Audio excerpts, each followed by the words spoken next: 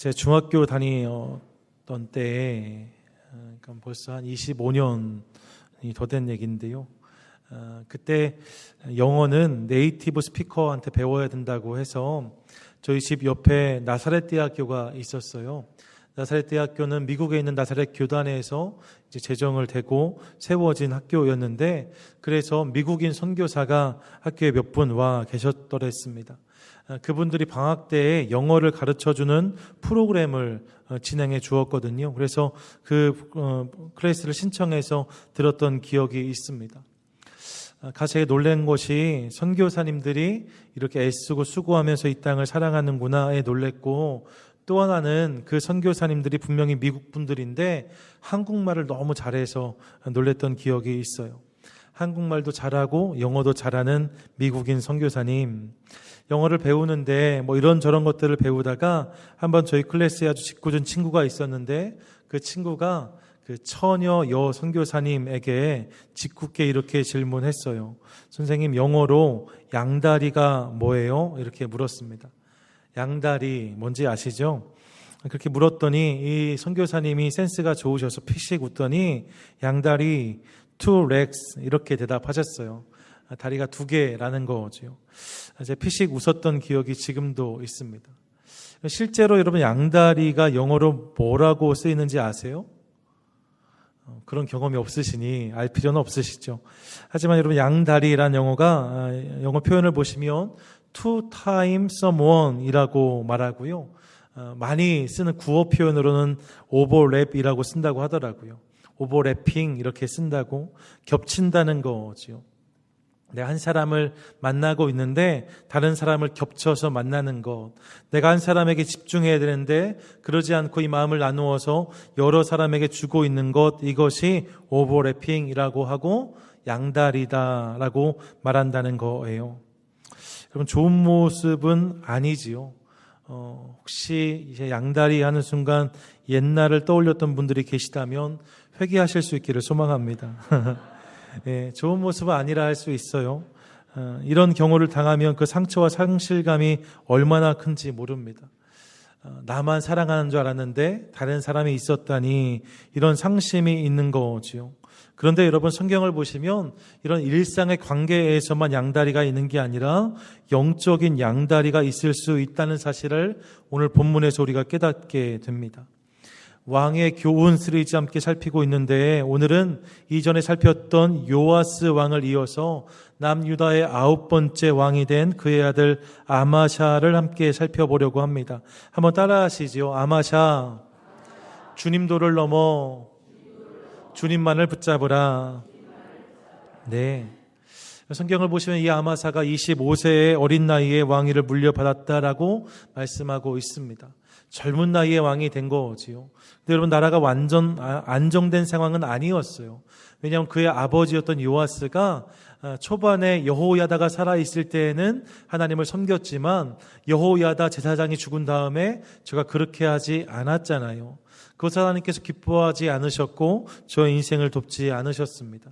그래서 이 요아스 왕 통치기에 막판에 있었던 아람과의 전쟁이 있었는데, 그 전장에 나갔다가 요아스가 큰 부상을 당해요. 이런 나라의 왕이 나라를 위해 전쟁터에 나갔다가 부상을 당하면 그의 신하들이 그를 잘 보좌하는 것이 마땅하지 않겠습니까? 그런데 그의 신하들은 그렇게 반응하지 않았습니다. 원래 불만이 있던 저들이 왕이 부상을 당하고 나니 저를 시해한 거지요. 왕을 그 전장에서 죽이게 되었습니다.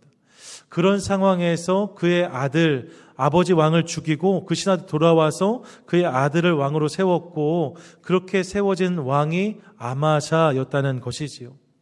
그러니까 여러분, 왕권도 그렇게 강력하지 않고 상황적으로도 분명히 어려웠을 것입니다. 그런 제약과 어려움을 많이 가지고 왕이 된 사람이 아마샤였어요.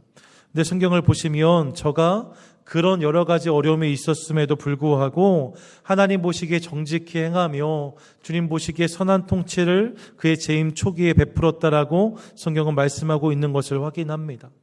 정직히 행하였다는 것이 그냥 아니스트했다는 것이 아니라 하나님 보시기에 하나님의 율법을 바르게 준수하려고 애를 쓰는 인생을 살았다는 의미거든요. 아마샤가 여러 가지 부족함이 있었지만 그런 인생으로 애를 쓰며 주님 앞에 나아갔다는 것이에요. 뿐만 아니라 저에겐 결단력도 있었습니다.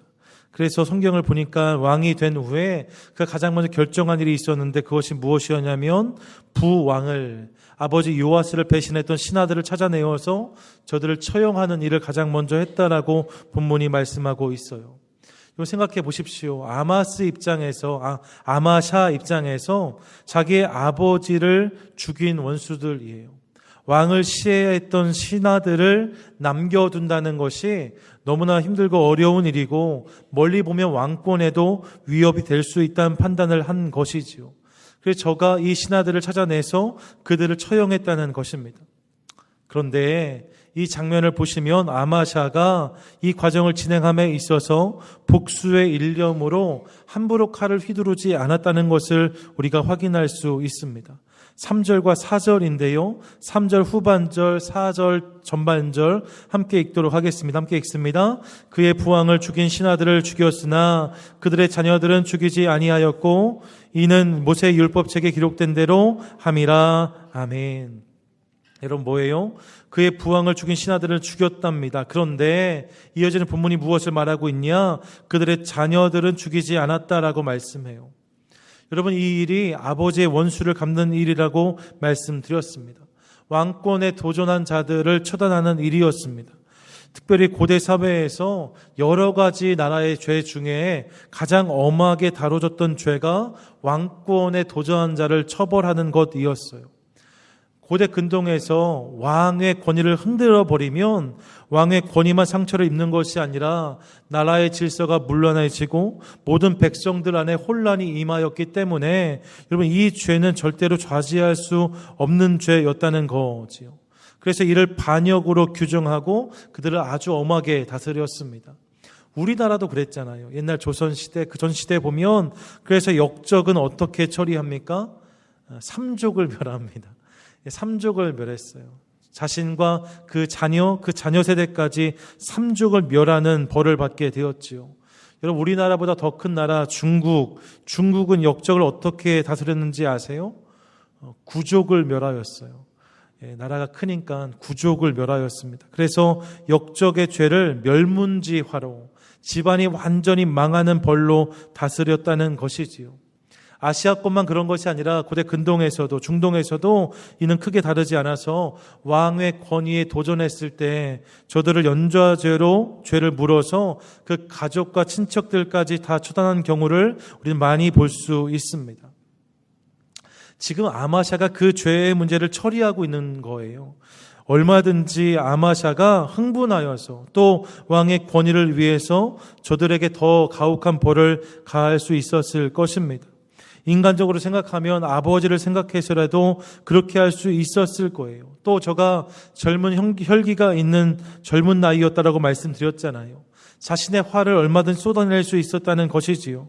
하지만 성경을 보시면 그가 그렇게 하지 않았다라고 말씀하고 있어요. 왜 그렇게 하지 않습니까? 그 죄를 그 신하들에게만 묻고 자녀들에게 묻지 않았대요. 왜 그렇게 합니까? 이어지는 본문을 보니까 이는 모세의 율법책에 기록된 대로 하였기 때문이다라고 말씀하고 있습니다. 뭐예요, 여러분? 아마샤가 내 기분대로, 내 감정대로가 아니라 무엇을 붙들고 있습니까? 하나님 말씀을 붙들고 있어요. 하나님께서 하라는 대로 내가 그렇게 하리라 마음을 먹었다는 것이지요. 내 원대로, 내 분노대로 하는 것이 하나님 뜻이 아니라는 것을 알고 있었어요. 그래서 절제함으로 그 신하들만 처단했다는 내용이 본문 3절과 4절에 나오는 거지요. 여러분 그만큼 아마샤가 저의 통치 초반에는 하나님 말씀을 붙들고 그 말씀을 지키려고 정직하게 살려고 노력했다는 것을 우리가 알 수 있습니다. 아마샤의 초기 모습이 그러했다는 거예요. 그리고 여러분 아마샤가 이렇게 하나님 앞에서 신실하게 자기의 인생을 경영하기 시작하니까 하나님께서 이 아마샤와 그의 나라에 복을 주셨습니다. 남유다가 점점 더 굳게 서게 되었다는 거지요. 3절을 시작할 때 본문을 보십시오. 그의 나라가 굳게 서매라고 말씀하고 있어요. 나라가 점점 더 부강해졌다는 것입니다. 여러분, 아마샤의 통치를 통하여서 그의 통치 시기에 남유다가 강해졌다라고 성경이 말씀했다는 거예요. 실은 남유다가 이 이전 왕들의 시기를 나면서 국력이 많이 약해졌었거든요. 여러 왕들이 하나님 앞에서 잘못되게 행하고 죄를 범하는 것으로 남유다의 국력은 실은 바닥을 치는 상황을 나고 있었습니다. 지난 21장 여러분 기억해 보시면 여호람이 여호와를 잘 섬기지 않으므로 국력이 많이 쇠하게 되었고, 그때 이 남유다의 통치 영향력을 벗어나서 주변에 있는 많은 나라와 민족들이 독립하게 되었다는 내용도 소개되고 있어요. 그러니까 주변에 있는 민족과 나라들이 남유다가 강할 때에는 그들의 영향력 안에 있었지만, 이제 남유다가 쇠락하기 시작하니까 여기저기 독립하기 시작한 거죠. 그만큼 남유다가 약해졌다는 것이고, 그때 독립했던 나라 중 하나가 에돔이었습니다. 그런데 아마샤가 통치를 시작하면서 남유다가 많이 강해졌어요. 강해지면서 이 아마샤가 바로 그 에돔을 정벌하기로 마음을 먹습니다. 여러분, 에돔이 독립만 한 게 아니고요, 지도를 보시면 이 에돔이란 나라가 지금 어떤 나라예요? 요르단이거든요. 이 요르단에는 왕의 대로가 지나가요. 큰 나라와 나라의 교역도가 이 땅을 지나고 있었다는 거지요. 그러니까 저들이 독립한 다음에 그 상권을 붙잡아서 나라를 아주 부유하게 만들었습니다.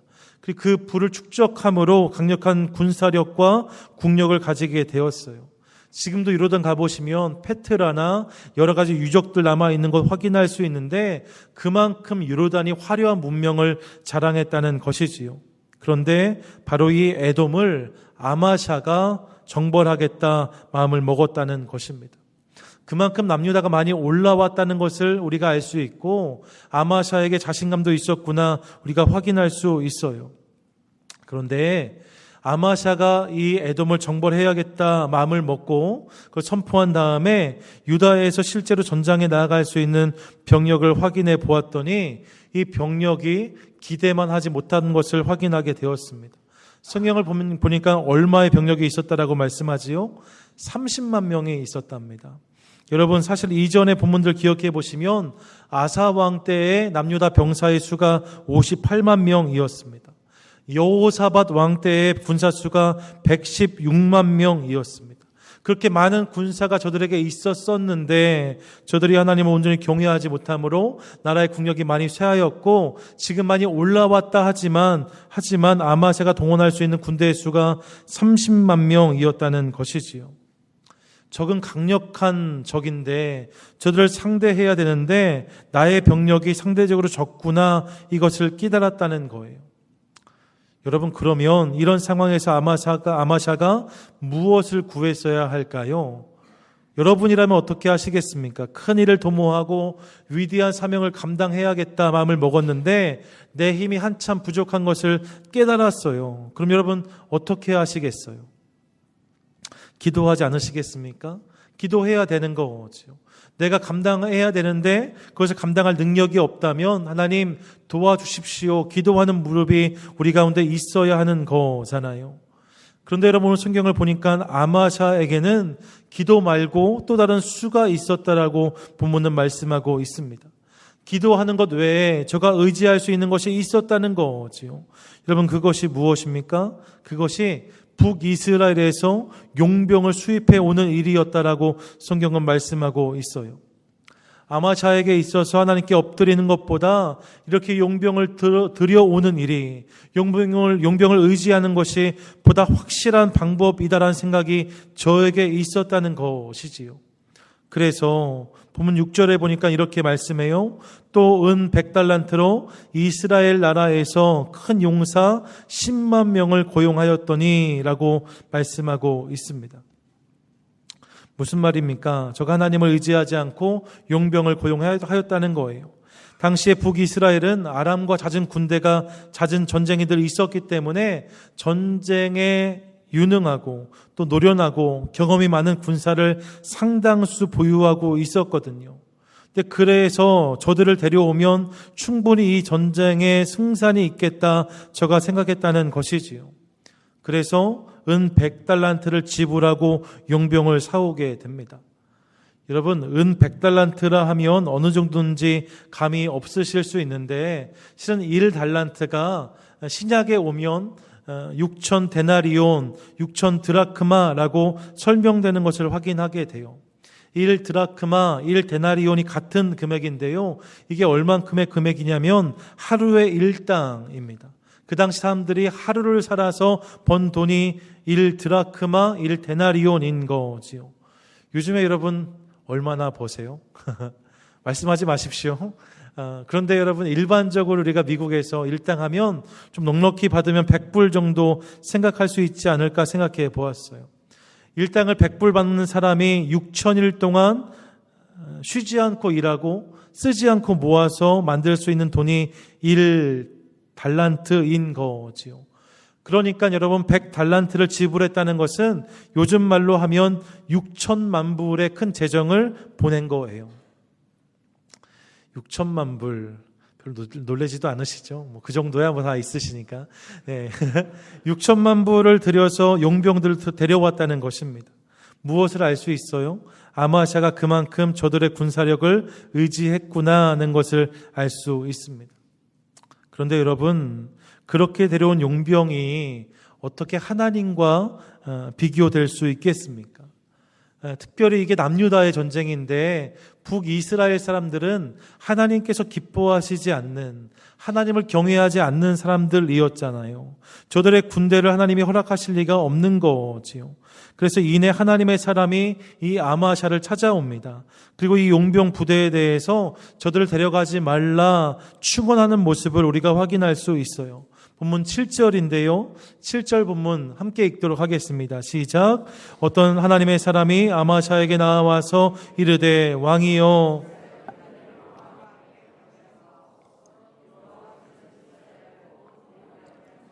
함께하지 아니하시나니.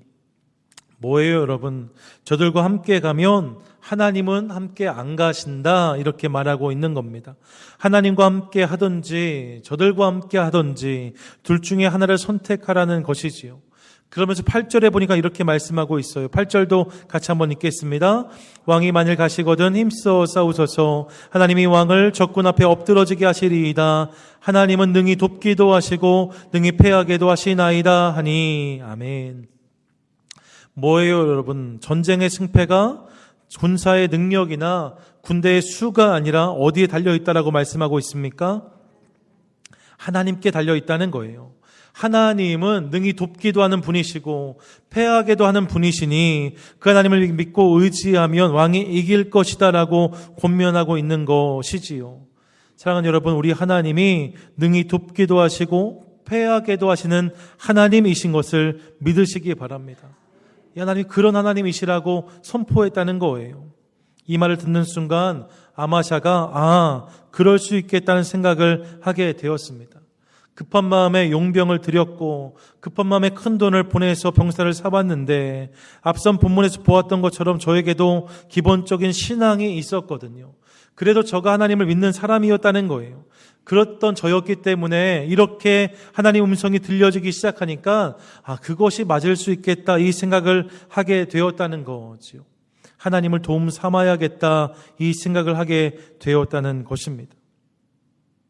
그런데 그렇게 아마샤가 생각을 하였는데 이어지는 본문을 보시면 이어지는 본문에서 그럼 내가 하나님과 함께 가겠습니다, 주님만 붙들겠습니다, 이런 고백이 나와야 될 것 같은데 아마샤의 고백은 사실 조금 엉뚱합니다. 9절 본문인데요. 9절을 보세요. 아마샤가 하나님의 사람에게 이르되 무엇을 말합니까? 내가 100달란트를 이스라엘 군대에게 주었으니 어찌할까? 라고 말하고 있어요. 저가 북이스라엘 군대에 지불한 100달란트를 이야기했다는 거지요. 뭐예요, 여러분? 그 돈이 아깝다는 거예요. 이게 미국이었으면 리펀이 잘 되잖아요. 14일 아래만 요청하면 리펀 해주시는 거 아닙니까? 그런데 여러분, 이게 남유다 북이스라엘은 그런 관계가 아닌 거지요. 특별히 용병으로 불려온 사람들이었기 때문에 이미 지불된 돈을 저들이 리펀 받기가 어려웠어요. 이게 6천만 불이라고 말씀드렸잖아요. 그러니까 아마샤가 지금 하나님의 사람에게 그 이야기를 하는 거예요. 100달란트, 그건 어떻게 해야 됩니까? 여러분, 여기서 잠깐 우리가 생각해 보고 싶은 부분이 있는데요. 이 부분을 대하면서 더디 가도 한 걸음 한 걸음 올바른 결정을 하는 것이 우리 인생에 얼마나 중요한지를 이 본문에서 깨닫게 됩니다. 한 번 결정을 잘못하면 그것을 돌이킬 때 드는 대가와 희생이 상당할 수 있다는 거지요. 지금 아마샤가 섣불리 하나의 결정을 했다가 그 결정을 번복하려고 하니까 6천만 불이 필요했대요. 그뿐만 아니라 이어지는 본문의 뒷부분을 보시면 이 용병들을 결국 돌려보내거든요. 근데 이들이 돌아갈 때에 제가 어제 계산기 두드려 봤더니요, 6천만 불인데 병사는 10만이잖아요. 그럼 1인당 얼마씩 받은 건지 아세요? 실은 600불씩 받은 거예요. 600불씩. 이게 아주 큰 돈은 또 아닌 거지요. 그러니까 600불을 받고 이곳에 와서 전쟁에 승리하면 전리품을 나머지 대가로 약속받고 이 전쟁에 나온 건데 600불만 받고 돌아가라니까 이 용병들이 화가 난 거예요. 돌아가는 길에 그래서 남유다에 있었던 수많은 성읍들을 약탈하고 백성들을 죽이고 물건들을 노력하는 모습을 우리가 확인할 수 있습니다. 무엇 때문에 이런 어려움을 겪게 돼요? 아마샤가 섣불리 한 결정 때문입니다. 한 번의 잘못된 결정이 이토록 큰 희생을 치룰 수 있다는 거지요. 그러므로 사랑하는 여러분, 급하게 눈앞의 목적을 이루기 위해서 기도하지 않고 하나님 뜻을 묻지 않고 그렇게 하는 모든 결정들과 그런 모든 행동들은 과감히 거절하는 저와 여러분 될 수 있기를 간절히 소망합니다. 여러분, 속도보다 중요한 게 방향입니다. 방향이 분명하지 않으면 속도를 내면 낼수록 돌아오는 길은 멀 수밖에 없습니다. 함부로 아무 수단이나 아무 도움이나 그렇게 동원하고 아무에게나 손을 내밀고 붙잡는 저와 여러분 되지 않을 수 있기를 소망합니다. 그것이 어느 순간 우리에게 치명적인 결과로 돌아올 수 있다는 것을 본문을 통해서 확인하게 돼요. 동시에 여러분, 우리는 이 은 100달란트를 아쉬워하는 아마샤를 보면서 그의 마음 가운데 있었던 재정에 대한 미련과 욕심 또한 확인할 수 있습니다.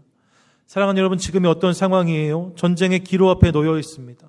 전쟁을 호기롭게 시작했는데 적이 생각보다 강해요. 우린 생각보다 약해요. 그래서 그 상황 속에서 하나님의 사람이 찾아와서 하나님을 선택할 거냐, 북이스라엘의 용병을 선택할 거냐, 이 선택의 기로 앞에 놓여 있는 거예요.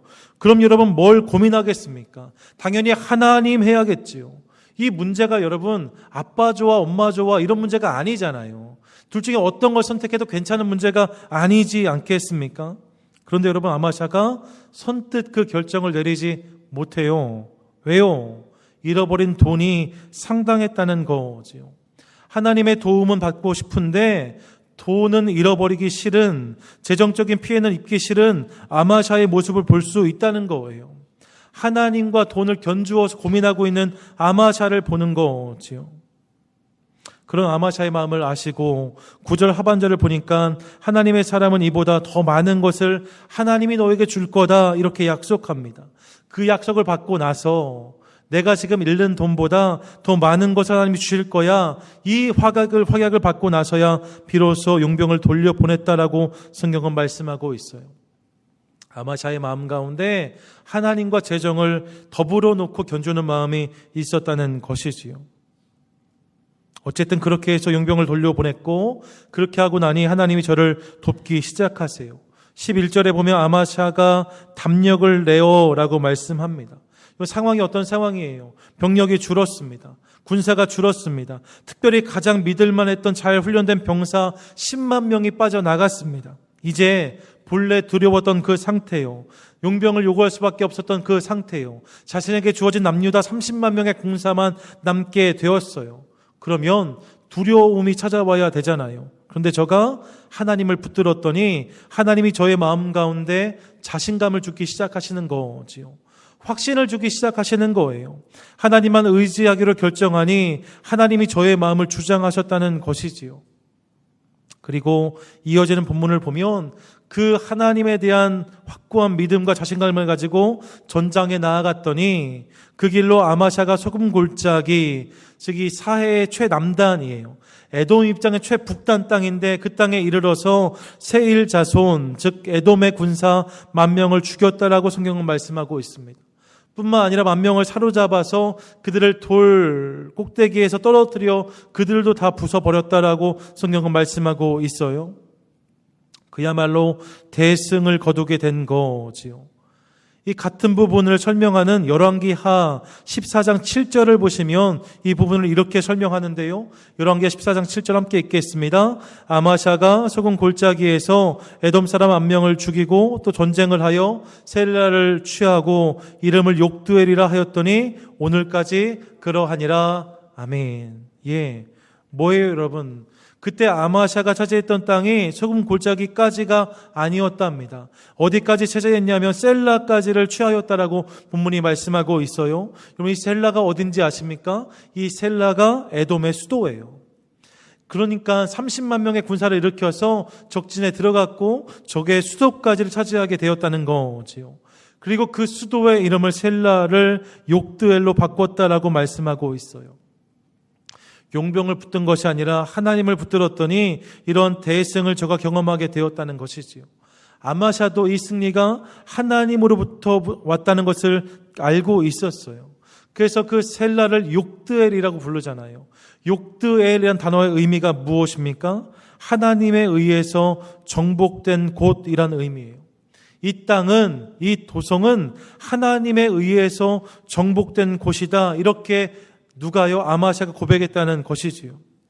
아마샤가 이 전쟁을 통해서 하나님이 주신 놀라운 승리와 은혜를 경험했구나 우리가 깨달아 알 수 있습니다. 아마샤가 돈과 하나님을 견주었고 용병을 먼저 붙잡았는데 그럼에도 불구하고 저가 하나님을 붙들었더니 하나님이 이런 은혜를 부어주셨다는 거지요.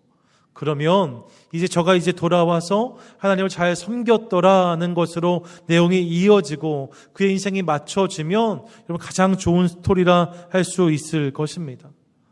그런데요, 성경을 보시면 본문의 내용이 그렇게 이어지지 않아요. 승리의 자리에서 욕드엘 하나님을 외쳤던 아마샤였는데 이어지는 본문을 보니까 저가 다시 엉뚱한 선택을 하는 것을 우리가 확인할 수 있습니다. 14절인데요. 본문 14절 말씀 제가 읽어드릴게요. 아마샤가 에돔 사람들을 죽이고 돌아올 때에 세일 자손의 신들을 가져와서 다시요. 에돔 사람들을 죽이고 돌아올 때에 세일 자손의 신들을 가져와서 자기의 신으로 세우고 그것들 앞에 경배하며 분향한지라 라고 말씀하고 있어요. 무엇입니까 여러분? 저가 분명히 하나님이 허락하신 놀라운 승리를 경험했습니다. 그 승리를 선포했습니다. 그런데 그렇게 하고 돌아오면서 저가 무엇을 가지고 와요? 그 땅의 신들을 가져왔다는 거예요. 에돔 땅의 신이었던 라스 또 로스라 불리는 신을 가져온 거지요. 전쟁을 수행하면서 하나님이 얼만큼 강한 신이신지를 아마샤는 깨달았어요. 그 땅의 신의 무력함과 무기력함, 무능함을 제가 이미 경험했습니다. 저는 하나님의 상대가 되지 않는다는 것을 이미 알고 있었어요. 그런데 그럼에도 불구하고 아마샤가 무엇을 가져옵니까? 그 땅의 신들을 가져왔다는 거지요. 가져왔을 뿐만 아니라 그 신들을 경배했다라고 본문은 말씀하고 있습니다. 도대체 이해할 수 없는 모습을 보이는 거지요. 하나님이 주신 승리를 경험하고 나서 그 땅에 있었던 신을 가져와서 그 신을 섬기기 시작했다는 거예요. 도대체 왜 아마샤가 이런 결정을 하였을까? 이 질문을 이번 주 내내 하다가 깨닫게 된 중요한 사실이 한 가지 있습니다. 그것은 저가 하나님만 섬기는 인생이 아니라 하나님 도 섬기는 인생이었다는 거예요. 뭐라고요? 저가 하나님만이 아니라 하나님 도를 붙잡고 가는 인생이었다는 것이지요. 사실 여러분 그의 이런 모습은 이미 앞부분에서도 우리가 알아차릴 수 있어요. 제가 위기 앞에서 하나님을 찾지 않고 무엇을 먼저 요청합니까? 용병을 요청해요. 북이스라엘의 군사를 요청합니다. 하나님과 용병 사이에 선택하라 할 때에도 저는 기꺼이 나는 하나님이라고 말하지 않고 들어간 비용을 걱정하면서 그 6천만 불의 재정과 하나님을 비교하는 모습을 보여주었습니다. 그리고 오늘 본문 14절에서 보는 것처럼 에돔 땅을 정벌하고 돌아오면서 그 땅의 부요함을 상징했던 에돔신 코스를 가져와서 섬기게 되었다라고 본문은 말씀하고 있다는 것이지요. 여러분 분명히 아마샤는 하나님을 알았습니다. 그 하나님을 섬겼습니다. 그런데 그렇다고 저가 하나님만 섬겼느냐? 그것은 아니더라는 거예요. 그럼요. 그는 용병도 의지했습니다. 재정도, 돈도 하나님의 도움과 견줄 정도로 중요하게 생각했습니다. 다른 신들을 만나면 그들이 줄 수 있는 혜택이나 유익이 혹시 있을까 해서 저들도 기웃거리는 모습을 우리에게 보여주고 있습니다. 무엇입니까? 아마샤, 저의 인생은 하나님만 섬기는 인생이 아니라 하나님도, 주님도 섬기는 인생이었다는 것이지요. 그렇기에 하나님을 섬기면서도 얼마든지 다른 것들을 의지하고 구하고 붙드는 모습이 저에게 있었다는 거예요. 그리고 이어지는 본문을 보면 그런 그의 인생을 하나님이 기뻐하실 리가 없잖아요. 그의 인생을 하나님 칭찬하지 않으세요. 심판의 메시지를 선포하셨고 실제로 이 아마샤가 저 인생 가운데 이런 승리가 있었음에도 불구하고 결국 아름답지 못한 결론을 내리고 있는 것을 우리가 확인할 수 있습니다. 사랑하는 여러분, 오늘 본문은 그런 아마샤의 인생을 우리에게 보여주면서 우리에게 질문해 오고 있습니다. 뭐라고 질문합니까? 당신은 하나님도 섬기는 인생입니까? 아니면 하나님만 섬기는 인생입니까? 당신은 하나님도 의지하며 살아가십니까? 아니면 하나님만 의지하며 살아가십니까? 여러분, 오늘 이 질문에 함께 답할 수 있기를 간절히 소망합니다. 이 질문에 하나님이 원하시는 답을 드리는 저와 여러분의 인생 될 수 있기를 간절히 소망해요. 주님 도를 넘어서 주님만 붙드는 저와 여러분 될 수 있기를 간절히 소망합니다. 주님만 섬기고 주님만 의지하는, 그래서 주님으로 승분하는 인생을 살아가는 저와 여러분 될 수 있기를 간절히 소망합니다. 하나님 그 인생을 요구하시는 거지요. 그리고 여러분 가만 생각해 보면 그것이야말로 주님을 사랑하는 것이구나 우리가 깨닫게 됩니다. 주님만 붙드는 것, 주님만 바라보는 것, 여러분 그게 뭐예요? 그게 사랑이라는 거예요. 여러분 생각해 보세요. 만약 저희 집사람에게 제가 많은 자매들 중에 당신도 사랑해 라고 말했다면 저 사람이 저에게 시집을 왔을까요? 안 왔을 거예요. 왔었을지도 모르죠. 제가 네.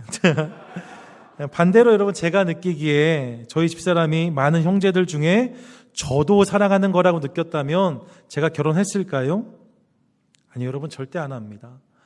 결혼은 평생을 함께 한다는 것은 그 약속은 one of them 하고 하는 게 아니에요. 여러분 one of them 하고 결혼하는 거 아닙니다. 그러면 누구하고 결혼해요? only you 하고 하는 거예요. only one 하고 하는 거예요. 당신뿐이다 할 때 그때 결혼하는 거지요. 말 그대로 눈에 콩깍지가 씌워서 다른 사람 하나도 안 보이고 그 사람만 보여야 그 사람과 결혼하는 거예요. 여러분 그렇게 하셨잖아요. 네. 하나님은 우리에게 그런 사랑을 요구하신다는 거지요. 주님은 우리에게 있어서 one of them이 아니라 only one, only you가 되기 원하신다라고 오늘 본문은 말씀하고 있어요. 그래서 출애굽기 34장 14절 보니까 이렇게 말씀하지요. 너는 다른 신에게 절하지 말라. 여호와는 질투라 이름하는 질투의 하나님이다 선포합니다. 신명기 4장 24절 말씀인데요. 이렇게 말씀해요. 내 하나님 여호와는 소멸하는 불이시요 질투하시는 하나님이시다라고 선포하고 계십니다. 뭐예요? 우리 하나님이 질투하시는 하나님이시래요. 그래서 우리에게 하나님만 바라보라고, 나만 사랑하라고 말씀하신다는 거지요. 여러분 왜 하나님이 질투하실까요? 왜 하나님이 이토록 나만 바라보라고 말씀하실까요? 이유는 한 가지입니다. 주님이 우리를 그렇게 사랑하시기 때문이에요. 여러분 사랑하지 않으면 질투하지 않아요. 오늘 집에 돌아갔는데 다른 곳에서 본 누구의 이야기를 막 늘어놓는데 기분 나빠하지 않으면 여러분 의심해 보셔야 돼요. 사랑이 식은 건 아닌가. 네. 질투하지 않으면 사랑하지 않아요. 사랑하지 않으면 질투도 하지 않습니다. 그런데 하나님은 우리에게 질투하신 하나님이시라고 말씀하세요. 그만큼 우리를 사랑하신다는 거지요. 그래서 신명기 7장 8절을 보니까 이렇게 말씀해요. 여호와께서 다만 너희를 사랑하심으로 말미암아 로마서 5장 8절에 보니까 5장 8절 함께 읽을까요? 시작. 우리가 아직 죄인 되었을 때에 그리스도께서 우리를 위하여 죽으심으로 하나님께서 우리에 대한 자기의 사랑을 확증하셨느니라. 아멘. 뭐예요, 여러분? 주님이 우리만 바라보셨다는 거예요. 주님 눈에 우리만 보였다라고 선포하는 거지요. 여러분, 만약에 여러분 한 분 한 분이 하나님에게 있어서 원 오브 댐이었다면 주님은 굳이 우리를 위해서 이 땅에 오셔서 십자가 지시고 죽을 필요가 없으셨을지 몰라요.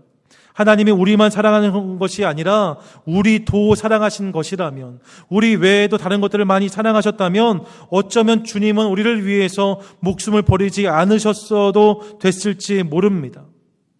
하지만 성경은 주님께서 우리만 바라보셨고 우리만 사랑하셨고 우리만 붙드셨다라고 말씀해요. 주님에게 우리가 이곳에 앉아 계신 한 분 한 분이 only one이었다는 것이지요.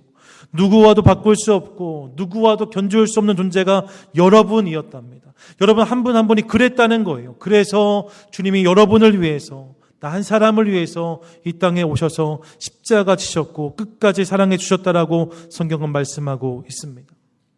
사랑하는 여러분, 여러분은 주님에게 one of them이 아니라 only one이세요. 이 사랑을 믿고 붙드는 저와 여러분 될 수 있기를 간절히 소망합니다. 옆에 분들에게 한번 고백해 주세요. 당신이 주님의 only one입니다. only one입니다. 예, 여러분은 one of them이 아니세요. 주님에게 있어서 여러분은 only one이십니다. 그래서 주님께서 그렇게 여러분을 사랑하셔서 이 땅에서 십자가를 감당해 주셨어요. 또 그렇게 주님이 사랑하셨기 때문에 주님은 우리에게 오늘 동일한 사랑을 요구하신다는 거지요. 어떤 사랑이요? 주님도가 아니라 주님만을 요청하고 계시다는 거예요. 그런데 생각해 보면 우리는 주님을 그렇게 섬기지 못할 때가 참 많이 있다는 것을 깨닫게 됩니다. 우리는 주님만 붙들기보다는 주님도 섬기며 살아온 모습이 훨씬 더 많이 있는 것들을 확인할 수 있어요. 주님 말고도 우리 인생 가운데 섬길 만한 것들이 얼마나 많이 있는지 모릅니다. 주님 말고도 우리 인생 가운데 도움될 만한 것들이 얼마나 많이 있는지 모릅니다. 그러다 보니 하나님께서 그런 것들을 하나하나 내 인생 가운데서 드러내셔서 주님만 의지할 수 있는 상황을 만드시지 않으면 주님만 의지하지 않아요. 주님만 섬기지 않아요. 주님만 바라보지 못하는 모습이 얼마든지 있을 수 있어요. 사랑하는 여러분, 주님이 아닌 다른 길에 결국에는 승리가 없다라고 오늘 본문은 분명히 말씀하고 있습니다. 주님만이 아니라 다른 것도 이것저것 붙들고 이것저것 의지하며 살아가면 그 인생의 결국에서 하나님의 놀라운 승리와 역사는 경험할 수 없다는 것이지요. 아마샤의 인생이 그것을 보여주고 있습니다. 그러므로 주님 도가 아니라 주님만을 붙드는 저와 여러분 될 수 있기를 간절히 소망합니다. 조금 어리석어 보여도, 조금 돌아가는 것 같아도, 조금 답답할지라도, 좀 더디 가는 것 같아도 여러분 그럼에도 불구하고 주님만 붙드는 믿음의 사람 저와 여러분 될 수 있기를 간절히 소망합니다. 여러분 그것이 살 길이랍니다. 그것이 살리는 길이랍니다. 그곳으로 나아갈 때 결국 승리하게 된다라고 성경은 말씀하고 있어요. 그 인생을 선택하는 저와 여러분 될 수 있기를 간절히 소망합니다. 말씀을 준비하다가 여러분 들어본 적 있으실 텐데 쿠웨이트 한인연합교회를 담임하시는 김진선 목사님이 쓰신 하나님은 3등입니다라는 글이 떠올랐어요. 오늘 설교는 이 글을 소개하는 것으로 마치려고 합니다. 이렇게 쓰여져 있어요. 하나님은 3등입니다. 1등은 하고 싶은 일, 2등은 해야 하는 일, 3등은 하나님 만나는 일, 하고 싶은 일 다 하고 해야 하는 일도 다 마치고 그리고 여유가 있으면 하나님을 만나 줍니다. 하나님은 3등입니다. 어려운 일이 생길 때도 하나님은 3등입니다. 내 힘으로 한번 해보고 그래도 안 되면 가까이 있는 사람들에게 도와달라고 하고 그나마도 안 되면 하나님을 부릅니다. 하나님은 3등입니다. 거리에서도 하나님은 3등이십니다. 내게 가장 가까이 있는 것은 내 자신이고 그 다음은 내 마음을 알아주는 사람이고 그 다음에야 저 멀리 계신 하늘의 하나님을 찾습니다. 하나님은 3등입니다. 그런데 하나님께 나는 1등입니다. 무슨 일이 있어도 내가 부르기만 하면 도와주십니다. 내가 괴로워할 때에는 만사를 제쳐놓고 나에게 달려오십니다. 아무도 내 곁에 없다고 생각이 들 때에는 홀로 내 곁에 오셔서 나를 위로해 주십니다. 나는 하나님께 언제나 1등입니다.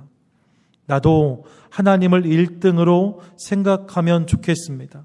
만사를 제쳐놓고 만나는 작은 고비 때마다 손을 꼭 잡은 내게 1등으로 가까이 계신 하나님이셨으면 좋겠습니다.